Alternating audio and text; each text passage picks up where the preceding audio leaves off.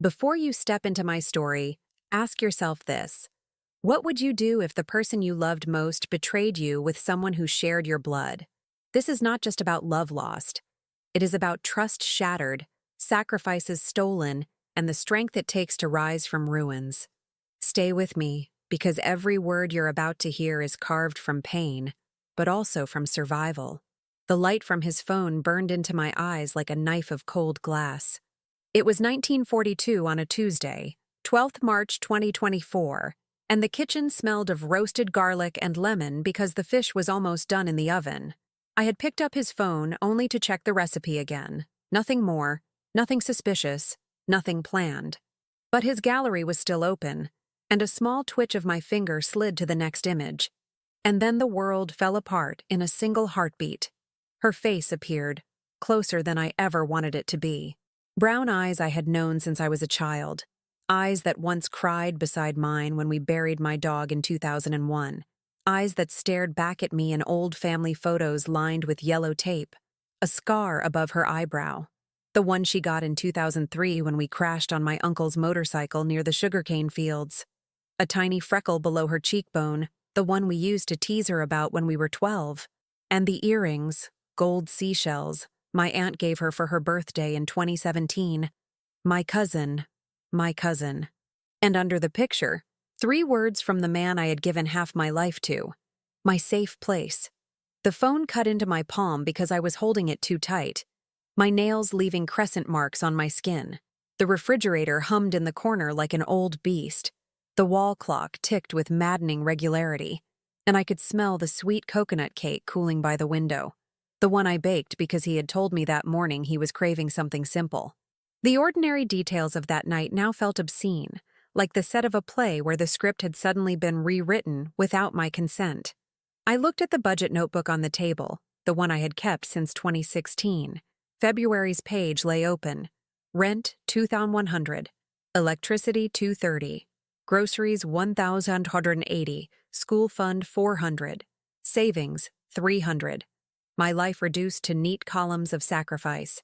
I remembered 2015, when he lost his job at the warehouse, and I worked the night shift at the clinic near Avenida Dom Juan 6, leaving at 2 a.m., walking those 3 blocks with keys between my fingers, praying not to be followed. I remembered calling the bank in 2018, voice shaking, asking if we could restructure the loan so we would pay only $850 a month. I remembered selling my grandmother's cedar chest in 2020 for 1,400 Rs to cover the taxes. Every memory came back now like dirty water spilling from a broken pipe. And there she was in that photo. Not a stranger, not some distant rival, but the girl who once shared my bed when we were 10, the teenager who braided my hair for the school dance in 2007, the woman who hugged me at my wedding in 2014 whispering, "You deserve happiness." He called from the hallway, his voice casual. "Are you almost done there?" The sound made the photo tremble in my hand. I opened the gallery again, needing to prove it was a mistake. Another swipe. A folder I had never noticed before. Cloud. Inside, dozens of photos. My chest tightened. The earliest was dated 7th September 2021. She was sitting by a window with blue blinds, hair falling over her shoulder. A short voice note beneath it. "I miss you more on Tuesdays." Tuesday. Always Tuesday. I pressed pause so fast my thumb hurt. I remembered September 2021 clearly. She had just moved to Recife for her temporary job at the university, and I had helped her find an apartment near Rua Amelia. I even introduced her to him again, both of us laughing in my kitchen with guava juice in our hands. I thought it was family. I thought it was safe. I scrolled further. My breath was a thread about to snap. November 18th, 2022. Her message, "You always said storms pass. When will ours?" That night, I had been working a double shift because a colleague tested positive. She had texted me asking if we could talk the next day. I told her I was exhausted. She said rest. On Sunday, she never called. Now I understood why. My chest burned. A photo from Carnival 2023 in Olinda. Confetti stuck to her shoulder. Another of his hand resting on a knee. Her knee. The birthmark near the kneecap proof no one else could give. My stomach turned. I gripped the counter to keep from collapsing. The bank notification buzzed at 1951. Deposit of $300 from my side job sewing uniforms. I had been saving for a trip to Maceió to see my mother. 2 trips canceled already. Once for lack of money. Once because he said work was too heavy. My mother's words from years ago came back to me. Her hands dusted with flour as she told me, "Love chooses patience, but patience is not a blindfold." I had never understood the second part until now. I set the phone down, but it glowed at me like a guilty star. Another folder. Voice notes. File names like cold stones. I opened one from June 2023. Wind, then her laugh, then his voice, lower than with me, intimate. "Tell me again what you said about us." Her reply, "I said I would not be a secret by Christmas." Christmas 2023. That Christmas she told me she would be in Karawaru with her mother. He brought home wine, we watched a movie, and he fell asleep on the sofa. I covered him with a throw, whispering to myself, "This is stability." Now the memory felt like a cruel joke. I plated the fish when he came back in, my body moving automatically. He kissed my hair, asked about the sauce, and I smiled like nothing had happened. We ate. He told me a story about a colleague, laughing, and I watched the wrist I once loved, the veins I once kissed. After dinner, he took a call on the balcony. I went to the bedroom, pulled out a suitcase, folded clothes. I placed my ledger inside, my birth certificate, the blue cross my grandmother gave me when I was 8. Then I sat in silence, staring at nothing. When he returned, I was stirring a pot that didn't need stirring. I looked at him as if seeing him for the first time. I could have screamed. I could have named her. I could have broken the silence wide open. Instead, I said softly, "Tomorrow I'll go to Maceió to see my mother for a few days." He blinked, surprised.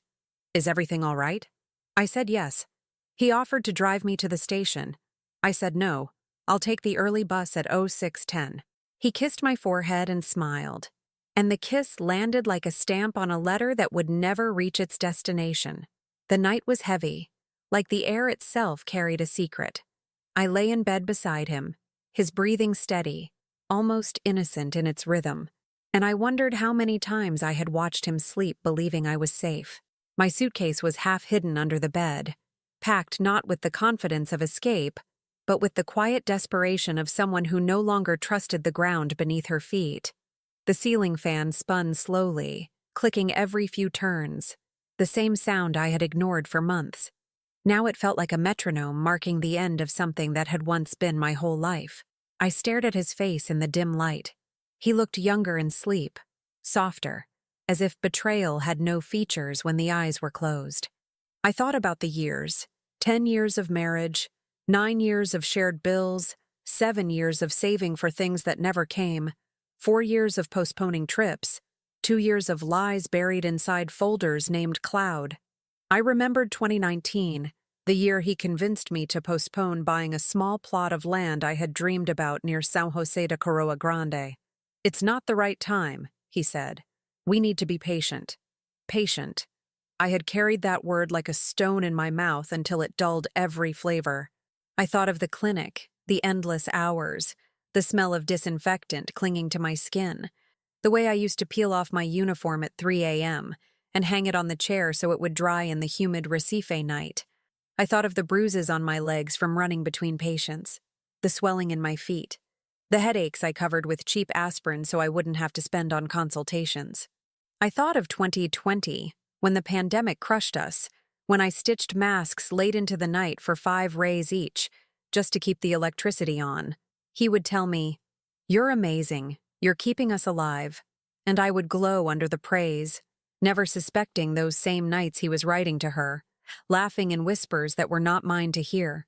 The betrayal tasted not only of deception, but of arithmetic. All the sacrifices could be listed in neat rows like my budget notebook.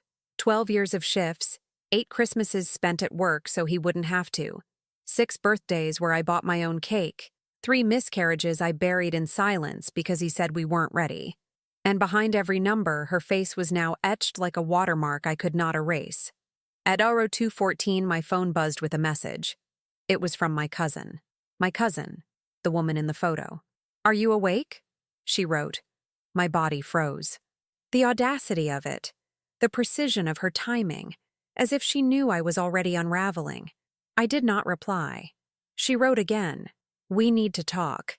I turned the screen face down and buried it under the pillow. He stirred beside me, mumbling something about deadlines, and rolled over. I stared at the ceiling until dawn. At 05:30, I rose quietly, pulled on jeans and a faded shirt, tied my hair back. The suitcase handle clicked as I pulled it free. He woke, half asleep, eyes fogged. "You're really going today?" he asked, his voice hoarse with mourning. I nodded. "It's been too long since I saw my mother." He sat up, rubbed his eyes. For a second I thought he would insist on driving me, but he only said, "Take care. Text me when you get there." He kissed my cheek. The smell of his skin, once a comfort, now stung like smoke. The bus station at 06:00 was already buzzing. Vendors shouting, children dragging plastic suitcases, pigeons darting for crumbs. I bought a ticket, the paper trembling in my hand. As the bus pulled out of Recife, I watched the city slide away. Buildings painted in tired pastel shades, graffiti scrawled like confessions on concrete walls. The ocean shimmered in the distance, indifferent. My heart pounded with each kilometer that separated me from him. On the seat beside me, I opened the notebook again. Savings, 300. Next to it, the note I had written. Surprise gift for him. The ink blurred under my tears. The irony cut deep. I had been saving for his happiness while he had been investing in her. My phone buzzed again. This time it was him. "Don't forget your vitamins. Love you." I stared at the words until they blurred into nonsense. Love you. 3 syllables that once made my chest expand now fell flat, like a lie rehearsed too often. I reached Maceió by noon. The air was thick with salt and fried fish from vendors near the terminal. My mother was waiting, smaller than I remembered, her shoulders stooped, her hair thinner. She hugged me and said nothing at first, just held me tight, her body smelling of soap and warm bread. When she finally spoke, her voice was soft. "Something's wrong." I tried to smile, but it cracked. We rode the old taxi together, bumping through streets that carried my childhood in every corner. Blue-tiled houses, mango trees dropping fruit on sidewalks, kids playing barefoot with plastic bottles. At home, I sat at her kitchen table, the same table where I had learned to count coins, where she taught me to stretch rice with beans so it would feed 3 mouths instead of 2. She poured me coffee, too sweet, the way she always made it. "Tell me," she said. My mouth opened, but no words came. "How do you tell your mother that your husband has been sleeping with her niece, the girl who sat at this very table 2 decades ago eating mango slices with sticky fingers?" I sipped the coffee and felt my stomach turn. "I just needed to see you," I whispered. She reached across and squeezed my hand. "Patience is not a blindfold," she reminded me again. This time the words landed like a stone against my ribs. That night, I couldn't sleep. My cousin's messages kept buzzing. "Please answer me. We can't go on like this." I wanted to throw the phone against the wall, but instead I turned it face down and pressed it under my palm, as if my skin could silence the truth. My mother slept in the next room, her breathing steady. Outside, stray dogs barked, and the night smelled of damp earth. I lay there, staring at the shadows on the ceiling, realizing that everything I thought I knew about love, about family, about loyalty, had been rewritten without me. I wasn't just betrayed by him. I was betrayed by her, the girl who once braided my hair, the girl who promised to be my maid of honor if I ever renewed my vows, the girl who held me when my father died.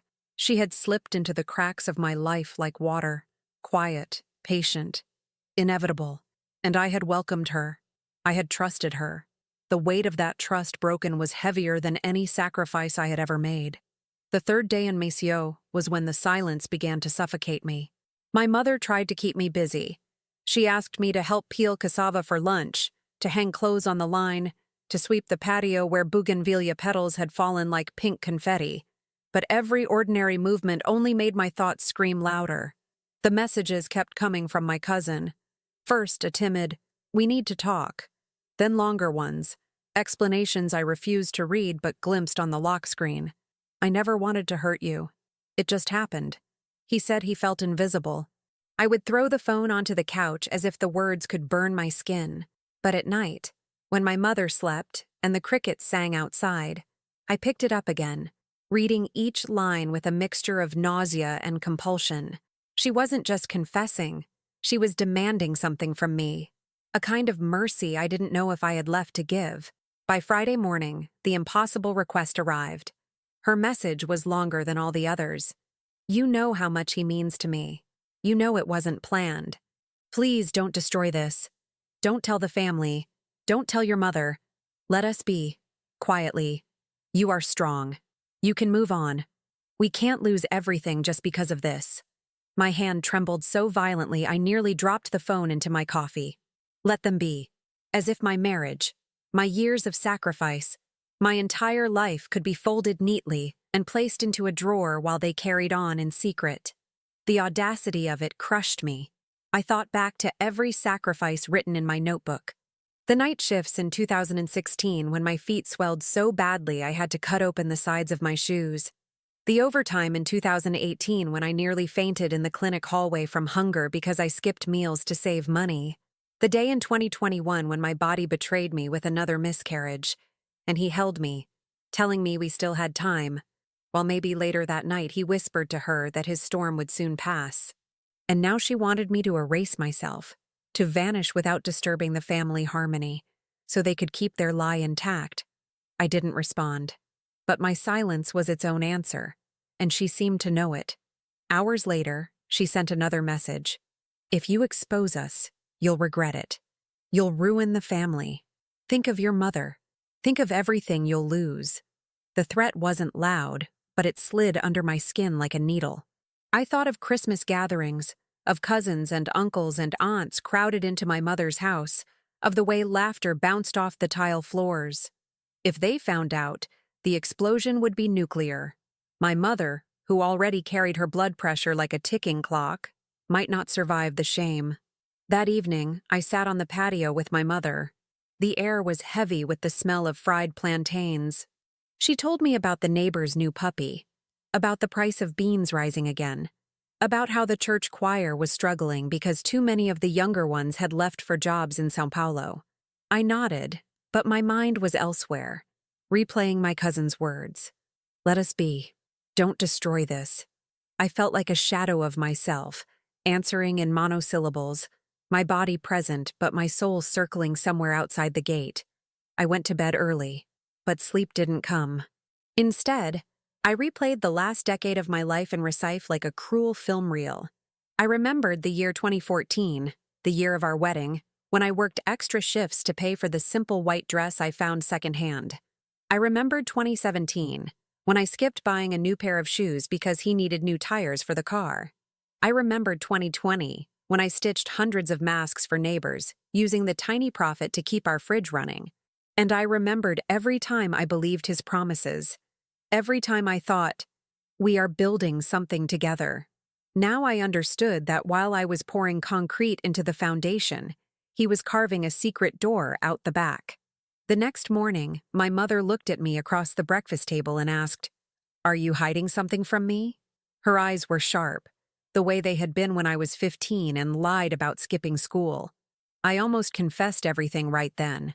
I almost said, "He betrayed me with her. Your niece. My blood." But the words died in my throat. I couldn't give her that pain, not yet. Instead, I forced a smile and said, "I just needed a break.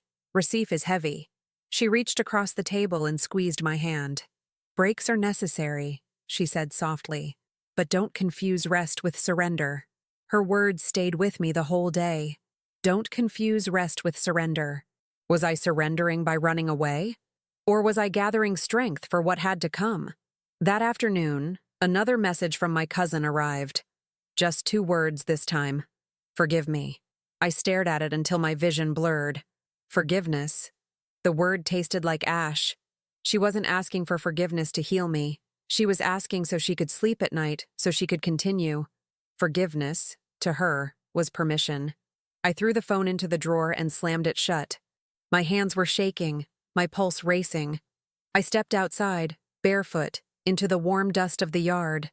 The sky was turning orange with sunset, and children laughed in the street.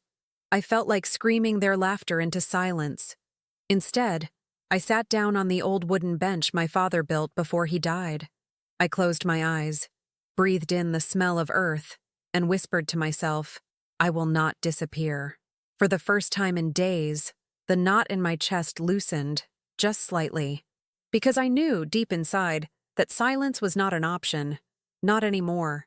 I returned to Recife on a Monday morning, the city already boiling under the sun, buses honking in chaotic rhythm, vendors shouting prices for mangoes and pineapples near the terminal. I dragged my suitcase through the familiar streets, each step heavier than the last. The apartment felt the same as when I had left. The faint smell of his cologne still lingering in the hallway, the pile of unopened mail on the counter, but nothing inside me was the same. I carried the weight of my cousin's messages like an infection spreading through my blood. He greeted me with a smile, kissed my cheek, asked about my mother. His eyes were calm, too calm, as if the world he had built on lies was still safe. I forced my lips into a smile, answering with the practiced ease of someone who had lied to herself for years. We sat for lunch, the fan rattling above us, the hum of traffic floating through the open window. He talked about work, about a client who complained, about the possibility of a promotion. I listened, my fork tracing circles on the plate, wondering how many of those work hours had been excuses to see her. That night, as he showered, his phone vibrated on the nightstand. A message. The screen lit up, her name disguised under a simple initial, C. My stomach lurched. Can we meet tomorrow? Same place. I didn't touch the phone. I didn't need to. The proof was already engraved in my mind. He came out of the shower, towel around his waist, humming a tune. When he saw me staring at the phone, he froze for half a second before recovering, asking lightly, Everything okay? I smiled, too wide, too sharp. Perfect, I said. My voice sounded foreign. Sleep didn't come. I lay awake, listening to his breathing, rehearsing scenarios. Should I confront him? Should I show him the photos, the voice notes? Should I scream her name until the walls cracked? But each time I imagined it, I saw my mother's face, frail, weary, and I hesitated. Family was a fragile fabric, and if I ripped it apart, would there be anything left? The next day, I followed him. My hands trembled as I slipped out after him, keeping a distance, my heart hammering with each step. He walked fast, purposeful, until he reached a small cafe on Rua da Hora, one we had visited together once in 2019. I stood across the street, hidden behind a bus stop. She was already there, my cousin, wearing a blue dress, her hair tied up. She looked nervous at first, glancing around. But when she saw him, her face lit up in a way I had not seen in years. They hugged. Not a cousin's hug, not even a friend's. It was intimate, soft, like a conversation in the language of skin. I felt my knees weaken. My breath came in short gasps, and for a moment I thought I would collapse on the pavement. I clutched the pole of the bus stop, nails digging into the rust. My world spun as if the city itself mocked me with its noise and indifference. I wanted to storm across the street, to tear them apart, to shout my pain into their faces. But I didn't. I stood frozen, tears stinging my eyes, watching them sip coffee as if they were planning a future that never belonged to them. When I returned home, he was already there, pretending nothing had happened. He asked how my day was. I answered with one word: normal. Inside, something dark grew. A resolve. I realized then that my silence had given them power. My sacrifices, my patience, my blindfold. They had fed on all of it. And now, she dared to ask me to erase myself, to let them be. That evening, I called her. My voice shook, but I forced the words out. We need to meet, alone. There was a pause on the other end, then her soft reply, almost relieved. Yes, tomorrow. I didn't sleep that night. I sat at the table, staring at the notebook where all my sacrifices were written, every page a monument to years lost. The fan creaked above me, and I thought of my mother's words. Patience is not a blindfold. For the first time, I understood patience could also be a weapon, sharp, silent, waiting for the right moment. By dawn, I knew one thing with absolute clarity. The meeting tomorrow would not be about forgiveness. It would be about truth. The cafe smelled of burnt coffee grounds and warm bread, the kind of place where nothing important should happen and yet lives could be destroyed in silence. I chose a table in the back, away from the windows, the kind of corner where people only sit when they have something to hide. My cousin walked in 10 minutes late, her eyes darting around nervously before settling on me. She wore a pale yellow blouse, simple, almost humble, but the gold seashell earrings glinted like a cruel reminder of every memory we shared. She sat down without a word, her hands clasped tightly in front of her, the same hands that once held mine when we were children afraid of thunderstorms. I studied her face for a long moment. It was both familiar and foreign. Familiar because of blood, childhood, Christmas dinners. Foreign because every smile, every gesture now belonged to a stranger who had stolen my life while sitting at my table. Finally, I broke the silence. Why? My voice cracked, raw, carrying more than just the question. It carried 10 years of sacrifice, of loyalty, of blindness. She opened her mouth, closed it, then finally whispered, "It wasn't planned." I laughed, bitter and sharp. "You don't plan betrayal. You choose it." Her eyes filled with tears, but I felt no sympathy. Tears were cheap currency compared to the years I had given away. Then came the request, the same one she had written in her messages, but now spoken with a trembling voice. "Please, don't tell anyone. Don't tell your mother. Don't tell the family. If you expose us, you'll destroy everything. He loves me. We didn't mean for it to happen, but it did. Let us have this. You are strong, you can move on. Please, just let us be." Her words fell on me like shards of glass. Let us have this. As if my marriage was something to be signed over in silence. As if my years of saving, working, bleeding could be erased, so she could live her secret love story. I clenched my hands together so tightly that my nails dug crescents into my palms. "Do you hear yourself?" I asked, my voice low, trembling with fury. "You're asking me to step aside, to protect you both, after you burned my life to the ground. You want me to vanish quietly so your fairy tale doesn't break under the weight of truth." She looked down, ashamed but stubborn. "If you tell them, it won't just hurt us. It will destroy the family. Your mother, my mother, everyone. Do you want to be responsible for that?" Her words were sharp, a blade wrapped in guilt. She wasn't just begging, she was manipulating. She knew exactly where to strike, which strings to pull. Family, responsibility, shame. I felt my body trembling, heat rising up my neck. I remembered every sacrifice written in my notebook, every night shift, every holiday spent alone, every dream postponed. All of it had been fuel for their affair. And now she was turning the weight of family against me, asking me to protect the very people who had destroyed me. "Do you think I'm invisible?" I asked, my voice breaking. "Do you think my silence is your right?" She tried to reach for my hand, but I pulled away so fast she flinched. "I never wanted to hurt you," she whispered. "Then why did you?" I asked. She had no answer. The cafe buzzed around us, cups clinking, spoons stirring, a baby crying in the corner. Life went on while mine felt like it had stopped. I stood up, my chair scraping against the floor, the sound sharp as a blade. She looked at me, panic in her eyes. "Please," she begged again. "Don't ruin us." I leaned down close enough for her to feel my breath. "You ruined me," I said, my voice steady now, "and I won't carry your lie for you." I walked out into the harsh sunlight, my chest burning, my legs trembling. The city noise rushed around me, cars honking, people shouting, vendors calling prices, but all I heard was the echo of her words. Let us be. They rang in my head like a curse. For the first time, I wasn't afraid of what would happen if the truth came out. I was afraid of what would happen to me if it didn't. That night, back at the apartment, he smiled at me as if nothing had happened. as if he wasn't meeting her in cafes while I carried the weight of our life alone.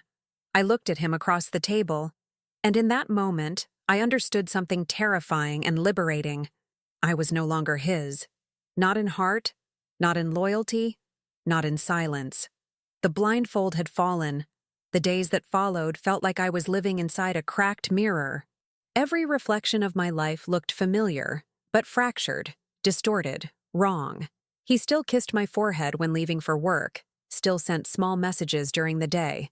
Did you eat? Don't forget your umbrella. Rain is coming. He still laughed at the television in the evenings, still left his shoes by the door, still dropped his keys on the counter with that same careless sound I had once loved. But behind every gesture now lived the ghost of her face. My cousin's face. My blood, my shadow, stitched into the fabric of our marriage like a parasite I could never cut out. I tried to move normally, but my silence grew heavier each day, and silence has a way of poisoning everything. He began to notice. One evening, as I was folding laundry, he asked softly, "Is something wrong?" My hands trembled around one of his shirts, the fabric still warm from the sun. I forced a smile. "I'm just tired." He studied me, eyes narrowing slightly, suspicion flickering. But he let it go.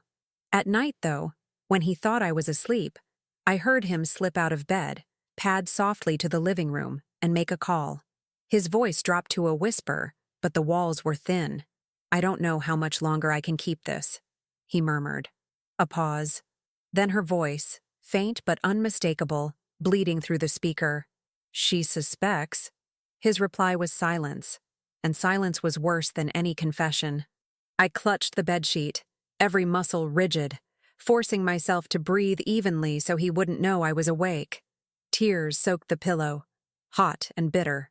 They were planning, whispering, weaving lies in the very house I built from my sacrifices. The next morning, my mother called. Her voice was tired, concerned. "Are you all right? You sound distant." I wanted to tell her everything, to spill the rot that was eating me alive, but I couldn't. She was fragile, her heart weak, her blood pressure high. To tell her would be to risk her breaking, and I would not put her health in their hands. So I lied. "I'm fine, just busy." The lie tasted sour, but I swallowed it. That same afternoon, my cousin appeared at my door. She had never come unannounced before. I froze when I saw her standing there, holding a small bag of fruit like a peace offering. My stomach clenched, but I let her in. Part of me wanted to see how far she would go. She placed the bag on the counter, her eyes darting around nervously. "I just wanted to talk," she whispered. I leaned against the sink, arms crossed, and waited. She twisted her fingers, her voice trembling. "I know it's wrong, but I love him, and he loves me. We didn't mean for it to happen, but it did. Please don't destroy the family. You're strong, you'll survive this. We can't survive without each other." Her words were knives wrapped in velvet. Strong. Survive. As if my strength was something to be exploited so they could continue. As if survival meant erasing myself quietly while they thrived in the open. My fury rose like a tide. I slammed my hand on the counter, the sound sharp, and she jumped. "Do you hear yourself?" I asked, my voice trembling with rage. "You're asking me to bury myself alive so you can live. Do you even realize what you've done? You've not only stolen my husband, you've stolen my trust, my family, my memories. And you come here, in my home, to ask for silence." Her eyes filled with tears. But again, no apology came, only pleading. "If you tell, you'll break everything. Our mothers, our aunts, Christmas, weddings, baptisms. You'll be the one who ruined it all." The manipulation was sharp, precise. She was using the family as her shield, as her excuse. I saw her clearly for the first time. Not the cousin who shared mango slices on hot afternoons, but the woman who calculated that my silence was worth her happiness.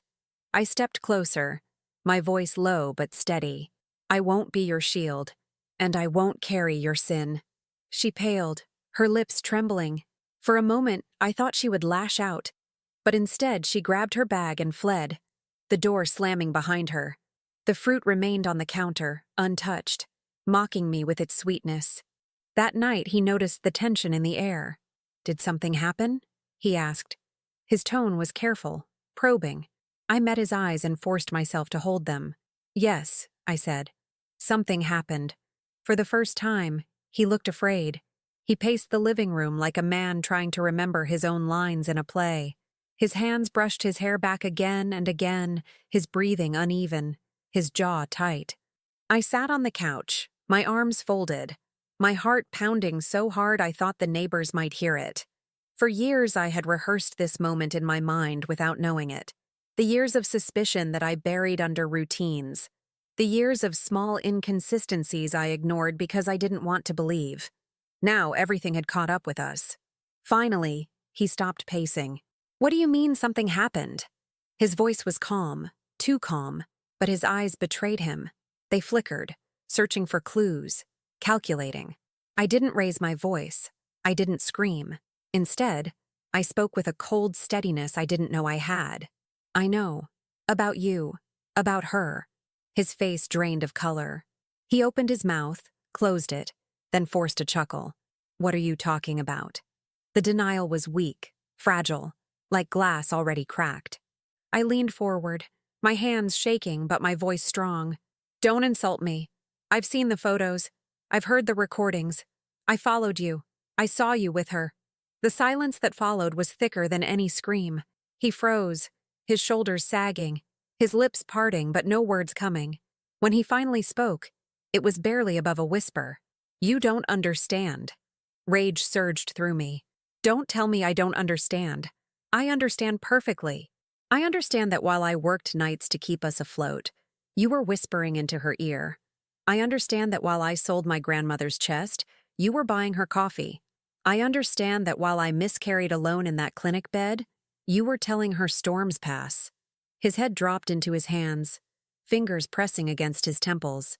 "It wasn't supposed to be like this," he muttered. Tears blurred my vision, but I refused to let them fall. "And how was it supposed to be? That I'd live my whole life in blindness? That I'd keep saving, keep sacrificing, while you and she built a secret world inside my house?" He looked up at me then, desperation in his eyes. "I love her." The words hit me harder than any slap could have. My breath left my body in a single gasp, and for a moment, the room spun.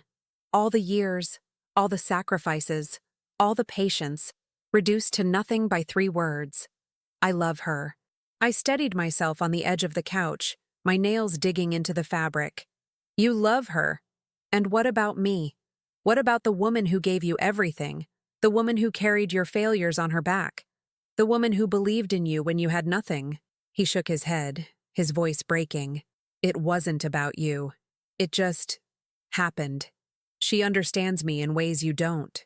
The cruelty of that sentence sliced through me. She understands me. As if my years of loyalty, of sleepless nights, of quiet suffering, meant nothing. As if understanding was measured in stolen kisses and whispered promises, not in the sacrifices etched into my skin. My voice rose, trembling with fury. "You dare say she understands you? She is my cousin. She is family. She sat at our wedding. She held my hand when my father died. And you," my voice cracked, "you chose her over me, over us, over everything we built." He tried to reach for me then, but I pulled away so violently he stumbled. My chest was heaving, my heart beating so loud it drowned out the fan creaking above us. "Leave," I whispered. My voice shook, but the words were sharp. "Leave my house." He stared at me, shocked. "Where will I go?" "Go to her," I spat. "Go to the woman you love, but don't you dare stand here and pretend I still belong to you." The room was silent except for the sound of my breath, ragged and broken. He didn't move at first, but finally, slowly, he picked up his keys. His hand lingered on the doorknob, as if expecting me to call him back. I didn't. He walked out into the night, the door clicking shut behind him. I sank to the floor, my body trembling uncontrollably, my sobs finally breaking free. The walls around me blurred, and the apartment that once held our life together now felt like a tomb of broken promises. But underneath the grief, a small ember of something else began to glow. Not forgiveness, not yet, but strength. The strength that comes when you finally stop carrying someone else's lies. The first days after he left felt like I was walking through ruins. The apartment was too quiet, the bed too large, the silence too heavy. I woke in the mornings reaching for a presence that wasn't there, and when I remembered why, the ache in my chest deepened like a bruise spreading under the skin. But grief was soon joined by something sharper, more corrosive: whispers. It started with a call from my aunt, her voice unusually cautious. "Is everything all right between you two?" she asked, and before I could answer, she added, "Your cousin has been upset." I could hear it in her tone.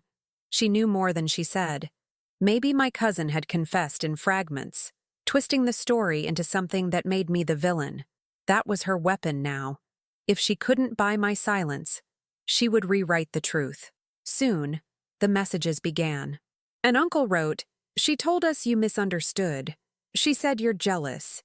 A cousin texted, "We don't want to take sides, but maybe you're exaggerating." Each word stabbed deeper, not because they believed her, but because she was forcing me into a corner where defending myself meant ripping the family apart. Exactly what she had threatened. Exactly the trap she had promised. One evening, my mother called. Her voice trembled. "Why is your cousin crying to everyone? What happened between you two?" My hands shook so badly I nearly dropped the phone. My instinct was to protect her, to shield her heart from the truth, but I couldn't breathe under the weight of silence anymore. I whispered. "She betrayed me. With him." There was a pause, a gasp sharp enough to slice through the line. My mother's silence stretched long, and then came the sobs, heavy and broken. "No, no, not her." The pain in her voice was worse than any wound on my body. That night, the war became open. My cousin sent me a message, no longer begging, no longer soft. "How dare you tell her? You've ruined everything. You'll regret this." I stared at the screen, my blood boiling. She wasn't just trying to take my husband anymore. She was trying to take my place in the family, to paint me as bitter, unstable, vengeful. And some of them believed her, because it was easier than facing the truth that love could rot in the heart of their own blood. The whispers reached the church, the neighbors, even the clinic where I worked. People looked at me with eyes that asked silent questions. I heard fragments in the grocery store line. Such a shame after all those years. Maybe she wasn't enough for him. The judgment clung to me like smoke, but I refused to bow my head. I remembered every sacrifice, every year I carried his failures, every night I sold my health for our survival. Those sacrifices were not lies. They were proof of who I was. And though they tried to erase me, I would not vanish. One Sunday, I walked into my mother's house. The entire family was there: uncles, aunts, cousins, faces tight with tension. My cousin sat in the corner, her eyes red, clutching a tissue like a prop. The room went silent when I entered. My mother stood beside me, frail but fierce, her hand gripping mine. "Speak," she told me. My heart pounded as I looked around the room at all the faces I had grown up with, all the people who had witnessed our childhood laughter, our teenage struggles, our weddings, our funerals. And I spoke, not with anger, not with tears, but with a calm that surprised even me. I told them about the photos, the voice notes, the meetings. I told them about the sacrifices I had made, not to paint myself as a saint, but to show the truth. I had built a life with loyalty, while they burned it with deceit. The words poured out of me, steady, undeniable. My cousin tried to interrupt, her voice trembling. "She's lying. She's twisting everything." But my mother raised her hand, silencing her. "I've known my daughter all her life. I know her truth." The room fractured in that moment.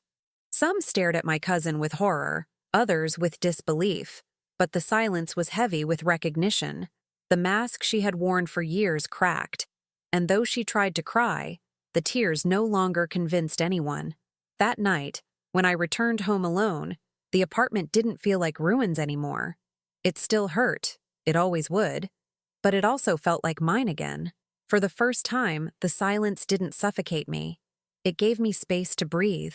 Because the blindfold was gone, and even if the family fractured, even if whispers followed me forever, I knew I had chosen truth over their comfortable lie. And in that choice, I found the first fragile seed of freedom.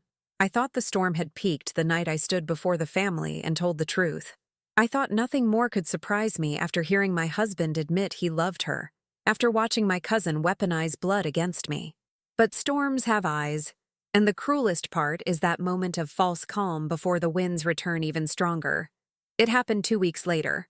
I was at the clinic, halfway through a 12-hour shift, when a colleague slipped a folded envelope into my locker. "This came for you," she said, her voice cautious. I frowned. Hardly anyone wrote letters anymore. The envelope was unmarked, no return address, my name written in a hurried scrawl. I tore it open with trembling fingers, and what I found inside nearly knocked the breath from my lungs. Bank statements, copies of transfers I didn't recognize, amounts that made my head spin, 2,500 Rs here, 3,800 there, regular monthly payments over nearly a year, all sent from our joint account, the one I had guarded so carefully with my budgets and sacrifices. The recipient's name printed in bold letters, my cousin's. The world tilted. My sacrifices weren't just betrayed in love, they were betrayed in numbers. Every night shift, every blister on my feet, every coin I stretched to pay bills, had been funneled into her hands. He hadn't just given her his words, his body, his love. He had stolen our survival and poured it into her pockets. I stumbled into the bathroom, locking the door, clutching the papers so tightly they crumpled. My reflection in the cracked mirror looked like a stranger. Eyes red, face pale, lips trembling. My mind replayed every month I had wondered why our savings never grew as planned, every time he explained away a missing amount with a casual lie. A car repair, a loan to a friend, a forgotten bill. I had believed him. I had carried the shame of thinking maybe I wasn't managing our money well enough, and all along, the money had been flowing to her. Rage mixed with something colder. Clarity. This wasn't just betrayal of love. It was theft. It was deceit in its most calculated form. And suddenly I understood the depth of their manipulation. Her pleas for silence, her talk of family, her begging me not to destroy them. It wasn't just about love. It was about money, about security, about building a future on the ruins of mine. That night, I confronted him. I laid the papers on the table between us. He stared at them, silent, his jaw tight. Finally, he muttered, "She needed help." I laughed, a sound so sharp it scared me. "Help? You gave away the money I bled for. The money I stayed up nights stitching uniforms for. The money I skipped meals for. Help? That wasn't help. That was theft." He tried to defend himself, words tumbling in half sentences. "You don't understand." She was desperate. It wasn't like that. But the excuses only deepened the wound. I slammed my hand on the table, the sound echoing in the apartment. "Stop telling me I don't understand. I understand everything now. You didn't just betray me. You used me.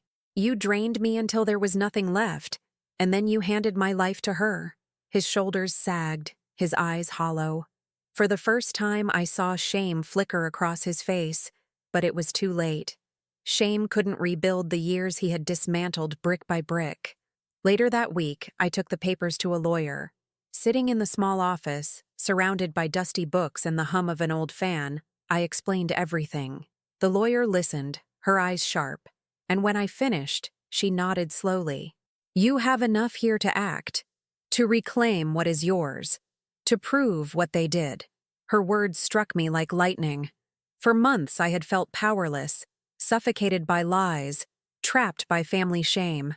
But now I held proof that couldn't be silenced by tears or whispers. Proof that could shift the story. When I left the office, the sky was darkening, clouds rolling in heavy with rain. But for the first time, I didn't fear the storm. I welcomed it. Because storms don't only destroy, they also cleanse. And I was ready to let the truth cleanse everything. The court date was set for a Thursday morning in late August. I remember the way the courthouse smelled: old paper, dust, and faint disinfectant. as if centuries of secrets had been sealed into its walls. My hands trembled as I clutched the folder with the bank records, the voice notes, the photos. Proof carved into ink and numbers. Proof that my years hadn't been a fever dream. Proof that my sacrifices had weight, even if they tried to erase me. He sat across the aisle, shoulders slumped, a shadow of the man I had once trusted. My cousin wasn't allowed inside that day, but I could feel her ghost in the room, her whispers still clinging to me. My mother sat behind me, frail but unshakable, her hand gripping a rosary so tightly the beads left marks in her skin. She had aged a decade in the months since learning the truth, yet her eyes held a steel I hadn't seen since childhood. When my lawyer spoke, her words sliced clean through the silence. She presented the transfers, the evidence of betrayal not only of vows, but of survival. The judge listened, stern, unmoved. My husband's lawyer tried to paint a picture of generosity, of helping a relative in need, but the lies collapsed under the weight of numbers. Month after month of stolen money, siphoned from the account I had broken myself to fill. When it was my turn to speak, I rose slowly.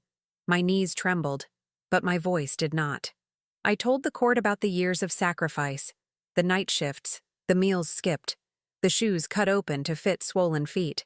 I told them about the trust I placed in him, about the bond of blood with her, about the way silence was demanded of me as if I were a ghost in my own life. And then I held up the notebook, the pages filled with neat handwriting, every bill, every coin, every dream written in columns.